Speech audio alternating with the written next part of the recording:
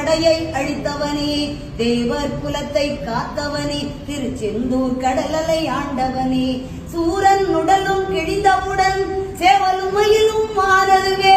சேவலை கொடியாய் பெற்றவனே, மயிலும் வாகனம் ஆகியதே, மயிலும் வாகனம் ஆகியதால் விரைந்து நீயும் வந்துவிடு, மயிலே மயிலே என்றழைத்தார் அங்கே நீயும் இருப்பாயே,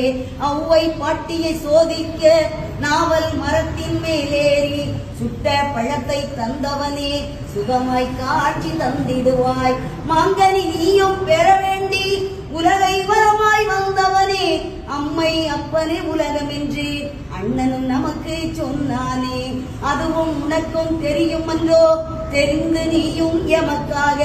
பழனி மலையின் மீதமந்து பக்தர் கருள அங்கு வந்தாய், தையல் நாயகி பெற்ற மகன் செல்வமுத்து குமரனவன் அழியா செல்வம் பெற்றிடவே